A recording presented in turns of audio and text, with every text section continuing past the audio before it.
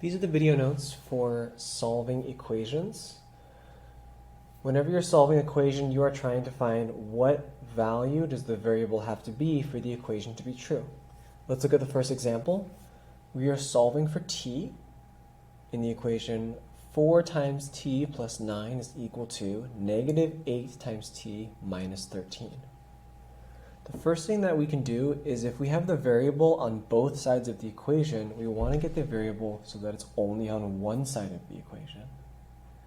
So I'm going to move all of the t's to the left side of the equation. So to do that, I'm going to undo the negative 8t on the right. So to undo negative 8t, I'm going to add 8t. And whatever I do on one side of the equation, I have to do on the other side of the equation to keep it balanced or to keep it true. So I'm even going to draw a vertical line where there's this equal sign to help me stay organized. So I'm going to add 8t on the left. Then I'm going to simplify and combine like terms. So 4t plus 8t would give me 12t's. I'll still have a plus 9. Negative 8t plus 8t is 0. So I don't have any more t's on the right side, and all I have is a negative 13. So negative 13 on the right. Now I want to get t all by itself. But right now t is being multiplied by 12 and added. So I'm going to undo the last thing first, which is the adding 9. So undo that by subtracting 9. Keep it balanced. If I subtract 9 on the left, I'm going to subtract 9 on the right. So then on the left, the 9's will cancel out, so all I'm left with is 12t. On the right, I have negative 13 minus 9. That's negative 22. Then I'm going to undo 12 multiplying times t, because I want to get t all by itself. So I'm going to divide by 12 to undo that multiplication. Whatever I do on the left, I have to do on the right. So I'm going to divide the right side by 12. So then I'm left with the 12's cancel out. So on the left, I just have t. On the right, it's negative 22 over 12. And you can keep that as an improper fraction. I am going to simplify it, both of those numbers.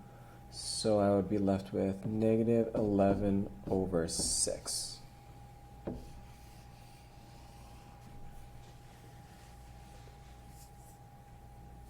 So if I plugged in negative 11 over 6 statement. Let's look at the equation on the right. I have 0.5t plus 0.25 times the quantity of t plus 16 is equal to 6 plus t. So I have t's on both sides of the equation, so my goal is going to be to get them all on the same side. Also notice that I have this 0.25 and it's being multiplied by t and also multiplied by 16. So I'm going to use the distributive property to simplify that part. 0.25 times t would be 0.2 is, you can bend the calculators, it's 4. Now for the rest of the equation, I also have this 0.5t here and 6 plus t over here. Then, before I start moving t's around, I'm going to combine like terms.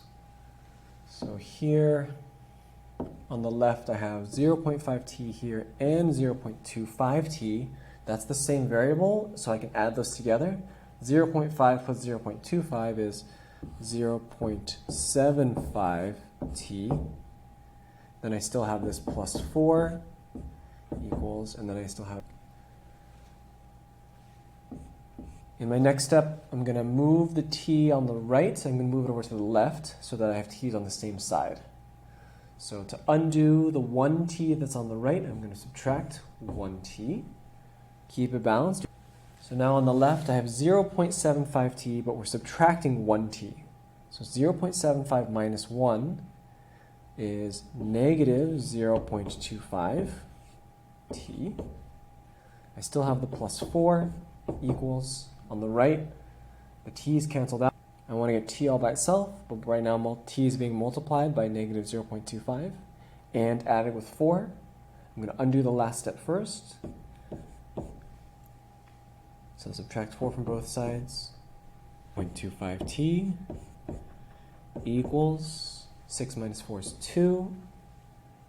T is being multiplied by negative 0.25, so I'm going to undo that multiplication by dividing by negative 0.25. Divide the right side by negative 0.25. So with t equals 2 divided by negative 0.25 on the right. And that would be negative 8.